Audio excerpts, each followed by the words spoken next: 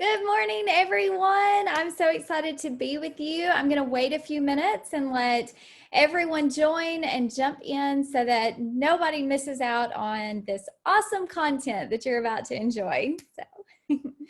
We are going to be using the chat feature some today. You can't use chat through Zoom, but be sure to use the chat on the conference website. I've seen lots of people saying hello this morning. Please let me know where you're from. I would love to know what you teach, so just drop that into the chat so that we can get to know each other. I see Memphis, Jefferson County, Warren County. Where else are y'all from? Shelby County, Davison County, Bristol, Tennessee. Well, I will tell you a little bit about myself. My name is April Clark. I am the executive director and co-founder of a nonprofit program called Reach and Teach. I am actually from Florence, Alabama, so I am your neighbor to the south. I can be in Tennessee in about 15 minutes, so I feel like I'm kind of a Tennessee resident, I guess. I visit there lots and lots of times. But I'm excited to be with you today. I'm excited to be with Tennessee educators, and I can't wait to share with you what it looks like to give up control of your classroom. So it looks like the numbers are kind of stabilizing a little bit, so we'll go ahead and get started. As I mentioned, I do work for a nonprofit, but before I worked for a nonprofit, I was actually a high school marketing teacher. And way before that, I worked in accounting. So obviously, I enjoy decreasing my paycheck as much as possible. But in all seriousness, I really do love education. I love to teach. When I worked in accounting, I knew it just wasn't for me, but I love business. So I decided to go back and teach business at the high school level. One of the biggest reasons I decided to jump into education is because when I graduated from high school, I had no clue what I wanted to do. And I really didn't have a ton of opportunities to explore what I wanted to do. So I wanted to make sure when I began teaching that I gave my students lots of opportunities to really try to figure out what they wanted to do before they graduated and spent a ton of money on college, and then maybe even ended up like me, not loving my career and having to switch careers later in life. So I wanted to keep that from happening for my students. And so today I'm going to share with you 3 projects that I implemented into my classroom and how it completely flipped what my classroom environment was like. And hopefully you will be able to spark some ideas for your own classrooms today. So let's go ahead and get started. I want to start with a question. My first question for you guys is, what problems do our students face? Now, these could be problems at home, they could be problems at school, but any problems that teenagers face on a regular basis, I want you to put that into the chat. So I want to hear what you have to say. Let me know what problems your students face. Tell me in the chat. So I'm going to be checking it out to see what you have to say. I sent out a survey before I developed this presentation to ask this very question to students, teachers, parents, anybody that would answer pretty much, of what problems students face. And I got a ton of, well, you know, very discouraging responses, just because, students and teenagers face so much. Those responses were things like no support from home, or discipline issues, or bullying, or substance abuse. I'm seeing challenging home life, self-esteem, motivation, social awkwardness.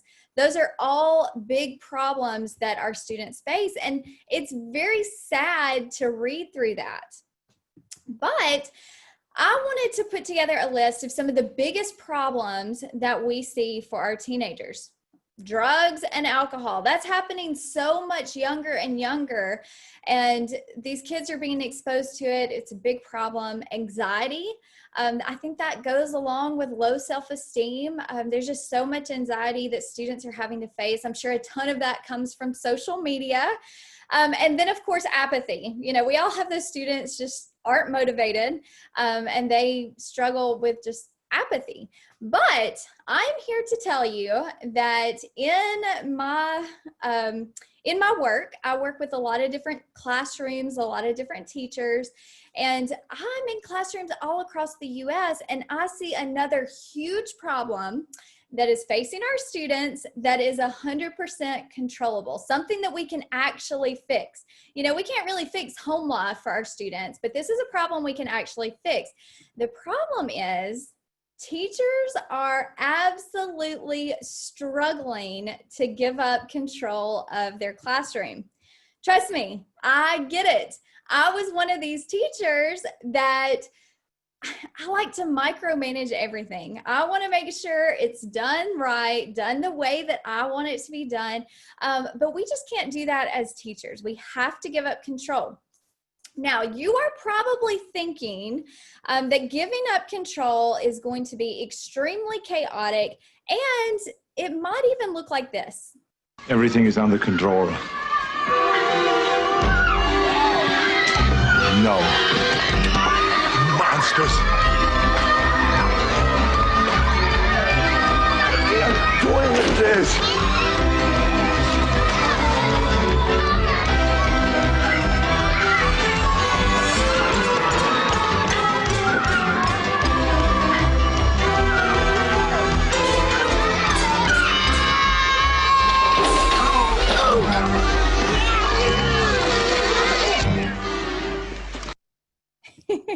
Okay, I know that's a kindergarten classroom, but we've all had those days. Even if we're teaching teenagers or grown adults, sometimes we leave the classroom feeling exactly like that, pure chaos. We've all been there. But I'm here to tell you that giving up control does not have to be chaotic. It does not mean that you have to give in to chaos. So what exactly does a student-led classroom look like? Okay, so I want to share with you some of the projects that I did in my classroom that completely flipped what my classroom was designed to be and how it turned into a student-led classroom. So the very first thing is it is built on 4 elements: decisions, consequences, and benefits. Now, you're probably thinking that most all classrooms have all 4 of these elements already. Students make decisions every single day if they're going to show up for class. They make decisions about doing their homework. And if they don't do their homework, the consequence is they get a bad grade. So there's decisions and consequences. Obviously, students have the opportunity every single day to get a good education, and that would definitely be considered a benefit. So yes, classrooms across America have all 4 of these elements. But there's one tiny key word that makes all the difference, and that word is real. It has to be real. Students have to be able to make real decisions that have real consequences, and they must gain real benefits and have real opportunities. So we're going to step through each one of those, and I'm going to let you know how I did it in my classroom, and hopefully you'll be able to take away some ideas for your own classroom. First of all, real decisions. Real decisions have to involve the community. They have to have authentic outcomes, and they must require teamwork. Okay, so what does that look like? So we did a project in my classroom Actually, this was my second year of teaching. We partnered with a local manufacturing facility that was just pretty much right in our backyard. They hired all kinds of students from the school that I taught at. So it was the perfect opportunity to partner with them. They manufactured aluminum for cans and sodas and, all that kind of stuff. So we went to them and we tried to brainstorm ways in which my marketing class could partner with this company. So when we met with the HR department and the marketing department, one of the things that they said they struggled with was the fact that they have over 1,500 employees and they all work on 3 different work shifts. So it was very difficult for them to relay information to all of their employees so that all of their employees knew what was going on at the company. So every year they have a Cancer Awareness Month where all month long they raise awareness about different kinds of cancers. They help some of their employees that maybe their families have been dealing with cancer or something like that. And then they also have a company-wide picnic where all employees are invited to come. But every single year, it's inevitable that some employees just don't even know it's happening. So that was their problem. We wanted to partner with them to try and help them find a solution. So authentic outcomes. We partnered with the community, authentic outcomes, and then we wanted to make sure that there was teamwork. So my students worked together to decide different ways that they could solve this solution. And I want to show you a couple of pictures from this project that we did. This first picture is a picture of some of the key employees holding the flyers that my students had created. Now, how in the world do you even begin to develop a community partnership? Well, you just got to ask. Sometimes you just have to take that first step and ask. Chances are they're going to say yes, because 90% of the businesses in your community are going to be hiring your students in the future at some point. So they want to be involved in your students' education. So just ask. And then, of course, it has to be mutually beneficial. So as I mentioned earlier, we were helping them to solve a problem, but my students were getting education in return. So you can see these students are holding some flyers. These employees are holding some flyers that my students created. This student let me get my next slide going. This student in this picture was one of the students who designed this flyer. Now, let me tell you a little bit about this student. He's not an athlete. He's not in any clubs or organizations, did not really care about school, just showed up, kept really quiet, kept to himself. But when this project came along, he was super creative and he had this interest in graphic design. So he was able to plug in and really kind of find his purpose at school. And I have to tell you that very next year, he joined my FBLA club. So just providing that opportunity for him to plug in really changed. But we have to provide these real decisions. And so with this project, my students had to decide what method they were going to use for communication. Was it going to be flyers, posters, catchy advertisements on the company monitors that were stationed throughout the facility, what those designs were going to look like, how they were going to incorporate the colors or the logo, and how, of course, it was going to be executed. So those are all very real decisions that had authentic outcomes. Then I also mentioned that same company always has an employee picnic. Well, not only did my students get to go and help at the picnic, but they're also wearing these very cool neon yellow t-shirts that they helped to design. They made all of the decisions about the color choice. They wanted to incorporate the reflective strips so that the employees could wear them at work. So they made all of those real decisions. And then how cool was it on the day of the picnic? These students got to see other employees wearing their designs. They got to meet and see in person the people that they had actually worked and collaborated with towards this common goal. So it was a very fun project. It was a real project that provided real decisions for my students, and it was 100% community driven for sure.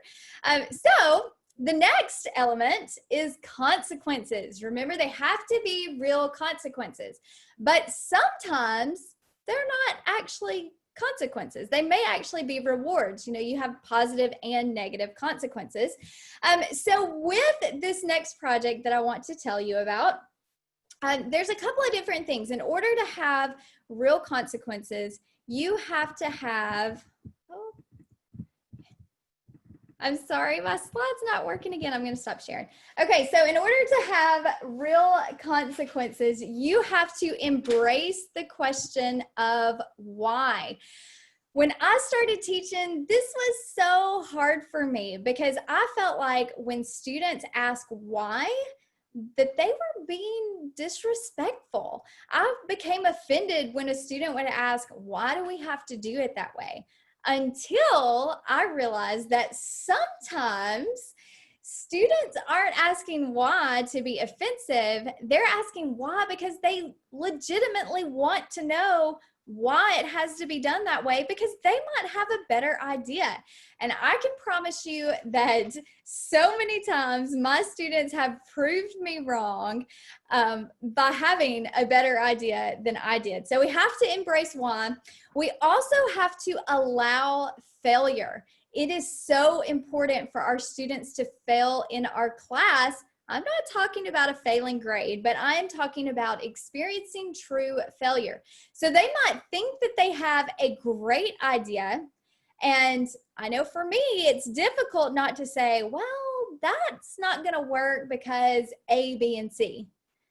We have to allow them to try it, even if we know it's not going to work, and just see if they are going to succeed or fail.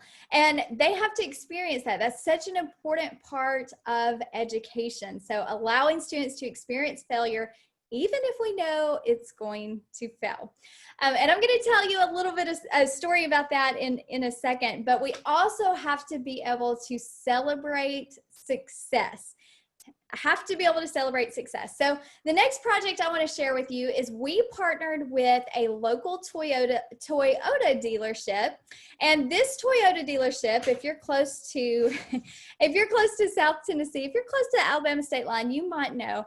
It was called Toyota the Shoals. And a couple of years ago, actually it's probably been closer to 5 or 6 years ago now, but they had a terrible reputation. Everyone knew that they just had bad customer service and nobody wanted to go there. So they got a new general manager that moved from 2 hours south to come and save this dealership. And that general manager, he was doing a lot of public relations work in order to just change the environment, change the reputation of that dealership. So I thought to myself, like, wow, this is a perfect opportunity to see if he will come and talk to my students about public relations. And he did. He said yes, of course. So he came to my classroom. He spoke to students about public relations. And while he was there, we actually got put on a soft lockdown. So he ended up spending way more time in my classroom than he originally anticipated, which worked out perfect for me because we were able to develop a partnership with him on that day. What turned into him coming to speak to my class ended up being him wanting my students to create a marketing campaign for the dealership. And what this looked like was he wanted real input from real teenagers about what would grab their attention in a marketing campaign. So for the next 12 weeks, my students developed everything from billboard designs, social media contests, giveaways, radio commercials, TV commercials, you name it, students developed it into this marketing campaign. And at the end of the 12 weeks, we loaded up the school bus, we took it to the dealership, and my students pitched their marketing campaign to the general manager and all of the key marketing executives at this dealership. So talk about real world experience. That was definitely some real decisions and real consequences. What was really neat is some of my students' decisions were actually used in the real marketing campaigns that this dealership used. So I want to show you one of the commercials that a group of boys, which let me just say, if you've ever put a group of all boys together to work on a project, you probably know that can be a little bit difficult at times. I should have known better, right? But I want to show you what these students created so that you can see what it looked like for them. Come on down to Toyota Shoals for one price, your price. Located on Woodward Avenue in Muscle Shoals. You get it? Come down to Toyota Shoals for one price, your price. Located on Woodward Avenue in Muscle Shoals. We have all the new vehicles straight from the factory. All the vehicles you could ever know. Hurry before these deals go Dylan. Come down to Toyota Shoals for one price, your price. Come down to Toyota Shoals for one price, your price. Located on Woodward Avenue. Hey. Woodward. Come down to Toyota Shoals for one price, your price. Located on Woodward Avenue, Muscle Shoals. Hello? Oh, yeah, I'm coming. You're gonna get it. I'll sit here and smile. Please tell me you're still rolling.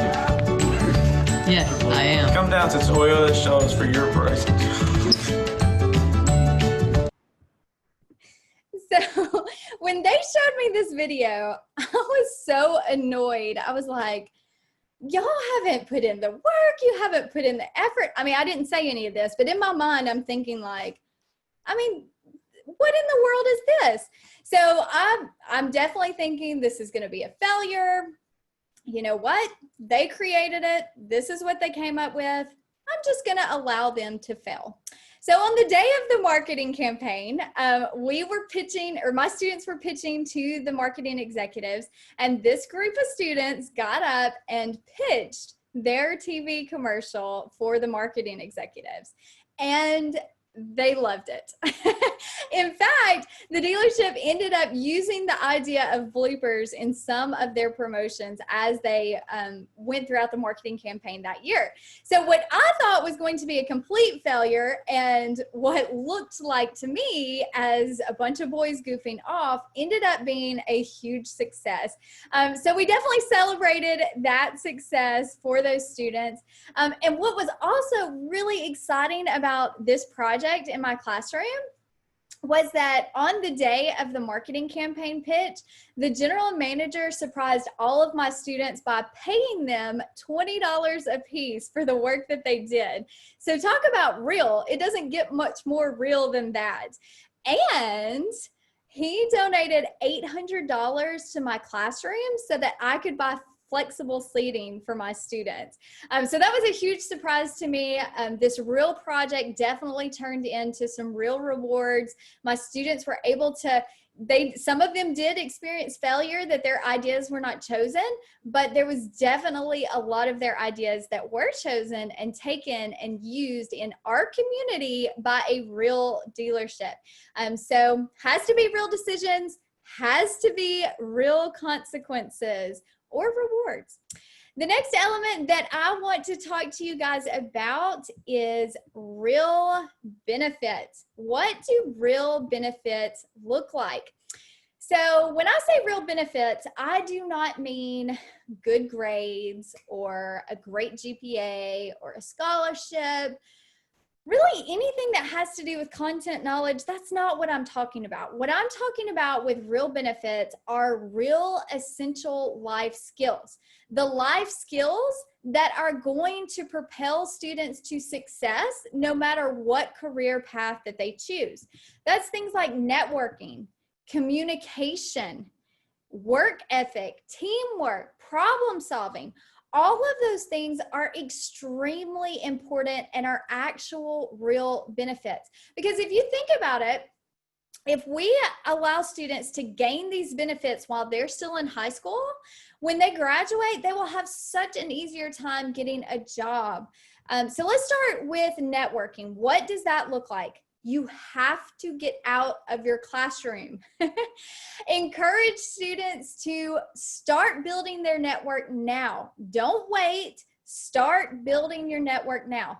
Probably the coolest project that we ever did in my marketing classroom was my very first year of teaching. I was an FBLA advisor, and I had 2 students to qualify for national competition in Anaheim, California. And so from Alabama to California, that's a huge expense. But I knew that I wanted my students to be able to go. I teach in a very rural community, so if they were going to go, we were going to have to help pay for it. But how were we going to raise so much money in such a very short amount of time? So I asked my students, what ideas do you have?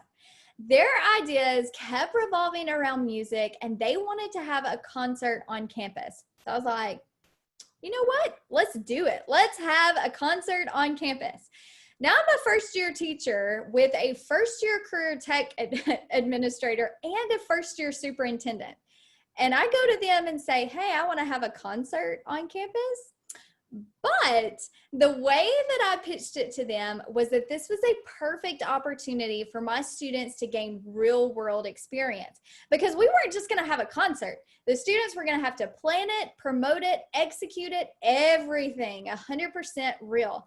And they did. And it was awesome. In fact, that project actually is where the Reach and Teach nonprofit educational program grew from. My tiny little classroom in Leeton, Alabama, which is now a national program that we've worked with over 35 schools over the past couple of years. So you never know where these real projects might lead you. So dream big. But let's talk about networking. What did networking look like for that concert project? Well, we had to have security at the concert. We wanted to make sure that everyone was safe, right? So my students went out into the community, met with the local police chief, met with different individuals who could give them real insight into what the real world looked like and how to make sure that event was a success. So from this picture, you can see, actually you can't see a group of students, but this is one of a group of students that were able to network with the local police chief. But not just that, also with the local tourism department, also with the local radio station. There were so many chances for my students to get outside of the classroom and talk to real industry professionals that one day might actually hire them after they graduate. So we have to encourage our students, do not wait, start now. Take leadership of your own education and begin networking. That's a real benefit that our students need. Next, communication. You can look around social media today and see that grown adults have no idea how to communicate. Am I right? It is 100% true. We have to be able to provide opportunities for our students to learn communication skills, gain that real benefit of being respectful and learning to speak up. So through this program, through this project, I required my students to collaborate and solve problems together through communication. So being able to teach them how to look each other in the eye, how to shake hands, how to look grown adults in the eye and shake hands. But not just that, a key element of communication is being able to listen.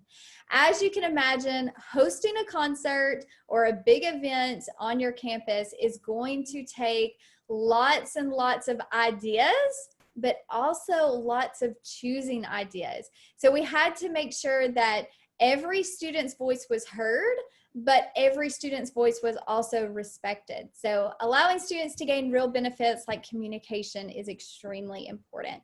And then last but not least, work ethic. My husband is over hiring people to work in a very large distribution warehouse. And I cannot tell you how many times he has come home complaining about the work ethic of his employees. It is so hard for him to find good quality workers that show up on time, work hard, and do what they're expected to do. And so if our goal, if our job as a teacher is to prepare students for life after high school, we have to do that by giving them opportunities to gain real benefits such as work ethic. So as you can imagine, with the concert, there's a lot of planning to do, but there's also a lot of setup, and there's a ton of cleanup. So concert day came. It was an epic success. My students loved it. They jumped around. They sang. We raised $5,000, I believe, with that project. So there was a lot of really big excitement around that event. But then when it was over, was it really over? It wasn't. I required my students to do all of the hard work, all of the cleanup, taking out the trash, sweeping 5,000 pieces of glitter off the gym floor. Yes, my students had to do it because I knew this was a great opportunity for them to learn about work ethic. In order for them to be able to enjoy an exciting event, they're also going to have to put in the work and do the not so fun stuff, because life is not always fun, right? Sometimes we have to put in the hard work, the extra effort, and do things that we do not want to do, like taking out the trash.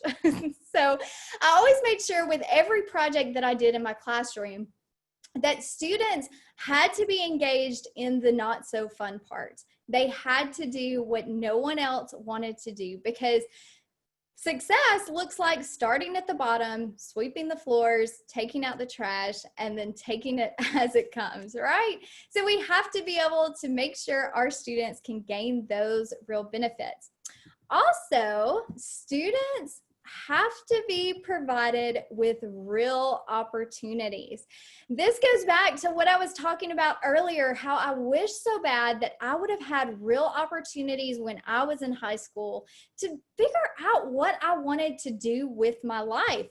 So what does real opportunities look like? First of all, they have to build confidence. Your projects, when you implement them into your classroom, they might be huge projects. But if it is something that is 100% achievable and those students achieve it, their confidence is going to go through the roof. So provide opportunities for them to build their confidence. We already said that low self-esteem is a huge problem. So we got to provide those opportunities to build confidence.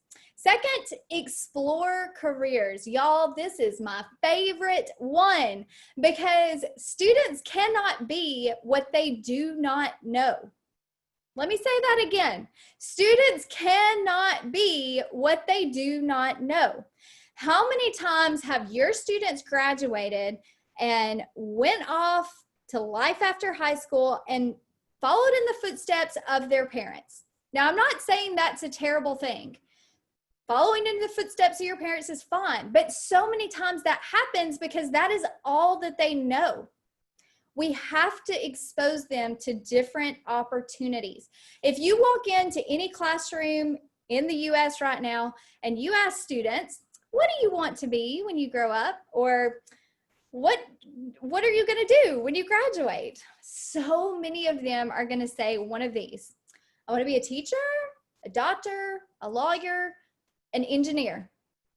These students don't even know what engineers do, right?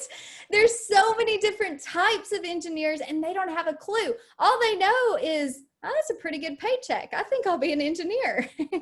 But we have to be able to expose them to different opportunities. So through this concert project that we did, students were able to see that there were opportunities in sound engineering and stage management and videography and concert photography and hospitality.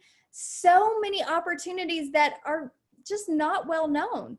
Even though many students go to concerts, many students go to events, the thought never crosses their mind that, oh, how does this happen? I'm just here to have a good time. Like, there's thousands of people that make this happen.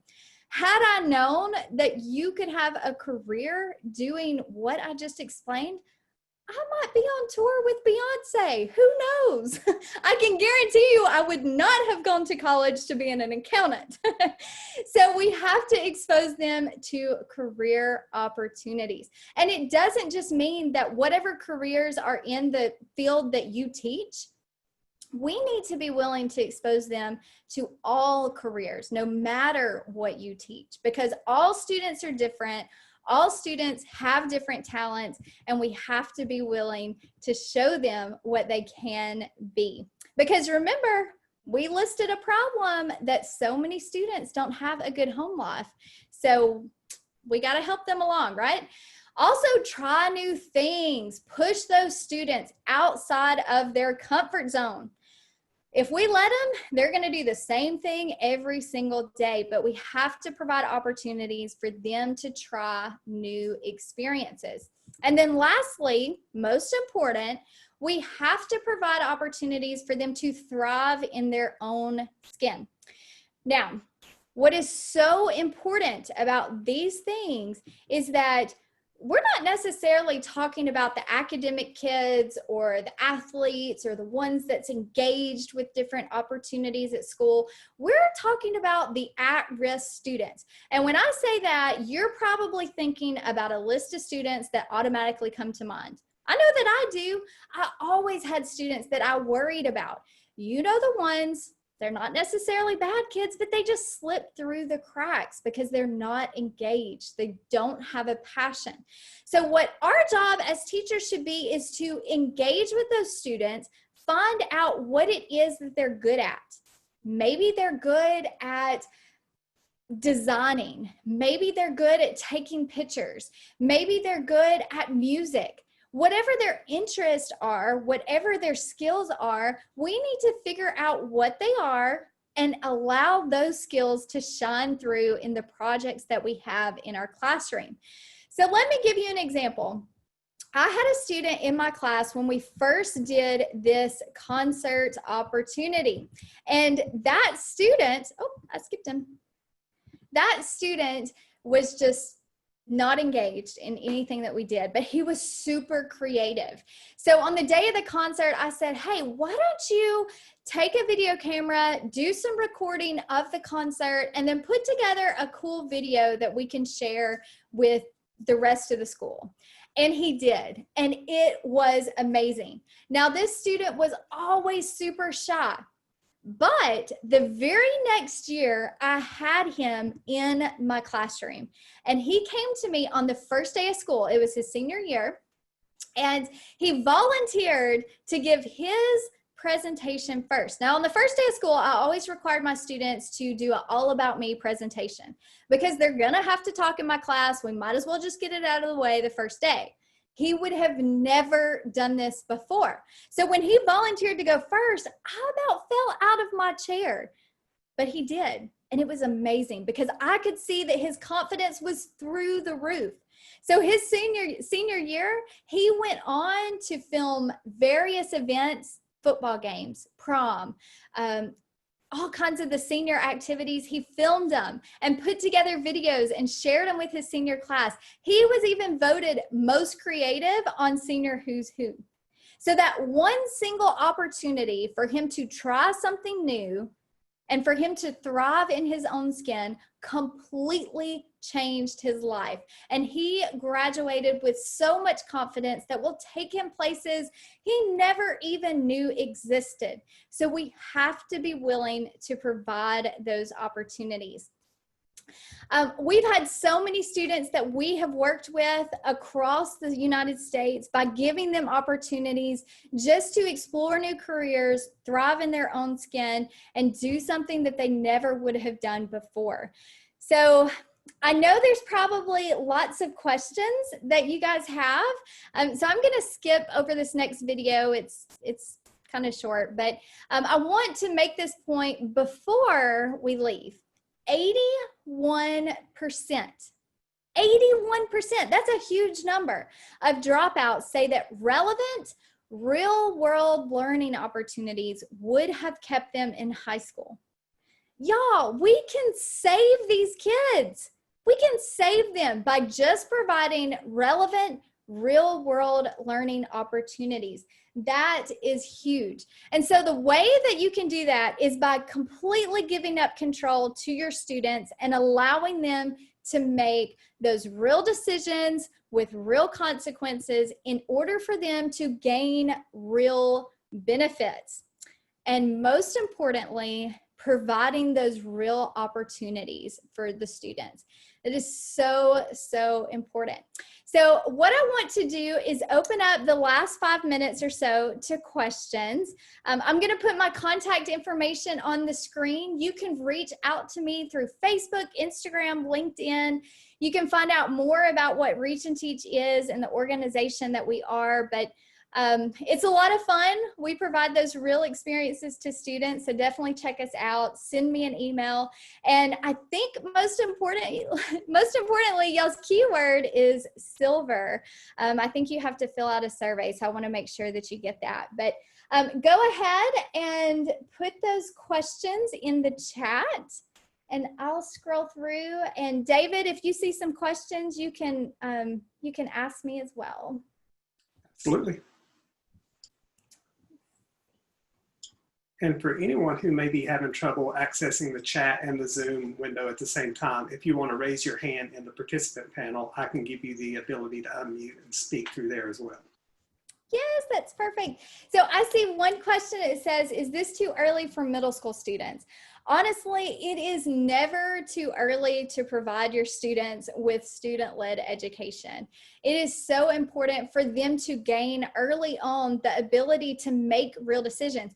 I didn't mention this, but I want you to really think about this. When students graduate high school, usually they're about 18. At that point, they have the ability to make decisions about their own life, but also decisions that 100% affect our lives. How scary is that? So to me, we have to make sure that students are accustomed to making real decisions before that they graduate and being confident in their real decisions. So we've got to think about that. These students graduate with full ability to make decisions that impact our country and ourselves.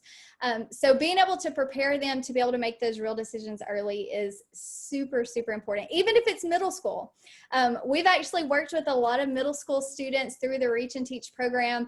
And what I love about that is they're not jaded already. You know, they have this ability to come up with great ideas, and they're not afraid to share those great ideas for risk of other people laughing at them, you know, or making fun of them. So I really love working with middle school students. It's a lot of fun to see their ideas come to life. And that's probably the best part about these type of projects, these real world projects, is because the students' ideas truly come to life before their eyes. Yes, they do have to experience failure sometimes, but what happens is when they actually experience that failure on their own, then they know what they have to do to change it.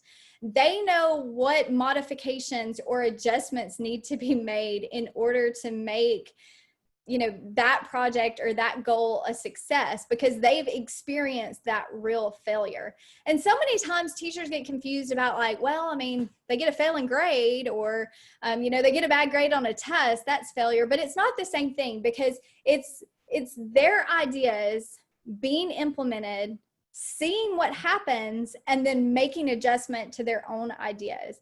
So it's so fun on concert day for us to be able to look around the gym and see all of these students having fun, knowing that that project, that idea was created by students. So really giving them the ability to make those decisions is really cool. So any other questions? I hope so much that I've inspired you today.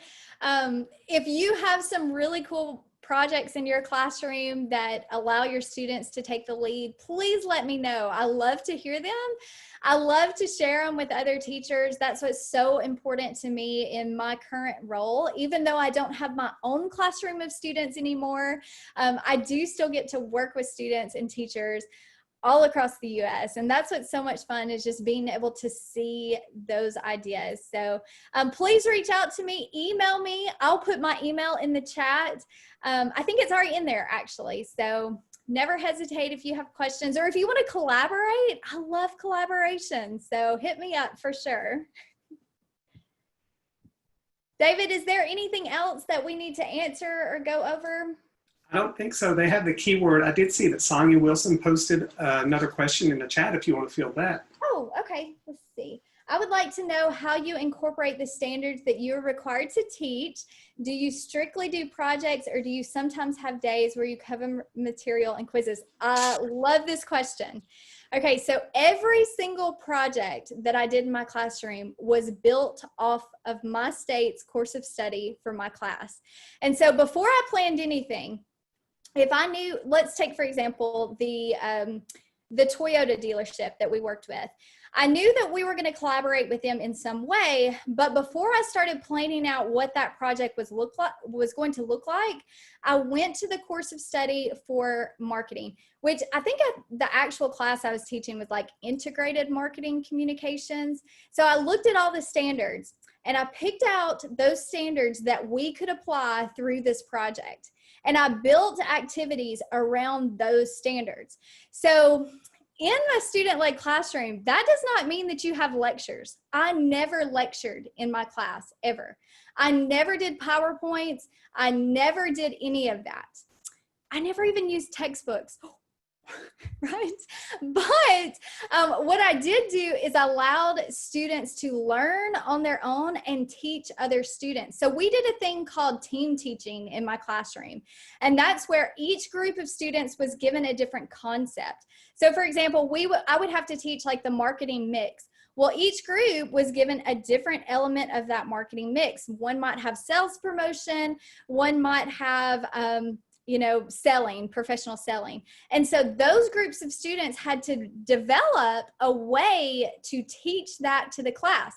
Now that might involve a PowerPoint. It might involve a role-playing activity. It might involve a student-developed worksheet. But what I learned early on is that, you guys probably know this statistic, learners retain 90% of what they teach to others. So I knew that that was effective. And so those students, not only did they have to learn the concepts themselves, they then had to turn around and teach it to their peers. So I developed activities around the project that would require students to learn the standards that were required in a fun way that gave them complete control. Because we all know that lectures are not effective, right? We've probably all dozed off during a faculty meeting, okay? Let's be honest. So knowing that that's not effective, I always tried to come up with ways that taught the standards in a more effective way. So yeah, I hope that answered your question. Sometimes we did have quizzes, like we would do, we might have like, actually, I will tell you this, on Fridays, we always did an essential skills building Friday. And Friday was kind of like our fun day. So they would come in and we might have a quiz, like a Kahoot quiz, and make it a competition to where whatever they had worked on for the entire week, we had like this fun quiz kind of thing. It was never for a grade. It was just pure fun. And then we would do, like, if we were trying to perfect our networking skills, I would put students in a circle. Like there was an outer circle and then there was an inner circle and they faced each other, and I called it speed friending. And so for I think 30 seconds, the students would have to talk to the student that was in front of them, and then they would have to move chairs and talk to that other student. So that was a lot of fun. On Fridays, I always tried to do like fun team building stuff like that. And one time I even had a class that they came up with the idea of creating this weekly talk show. And it wasn't just like a fun, quirky talk show. I mean, it was a lot of fun, but what they highlighted in that talk show each week was what they had learned the previous week before. So if we had talked about, if we had talked about the marketing mix, they would discuss the marketing mix on the talk show and interview students from my class. And it was silly. It was fun. There was always bloopers, but then we would put that out on our YouTube channel and everybody from the school could watch it. And so just things like that to make learning more fun and engaging, and honestly giving complete control to students. It wasn't my idea to have a talk show. The students wanted to. So I was like, okay, let's do it.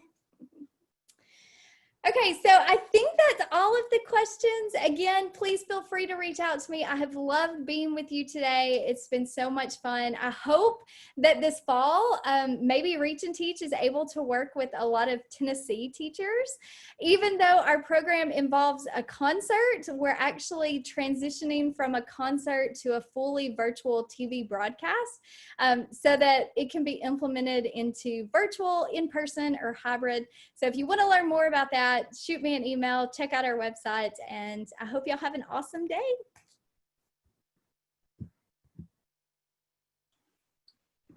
Excellent job, April. That was great. Yeah.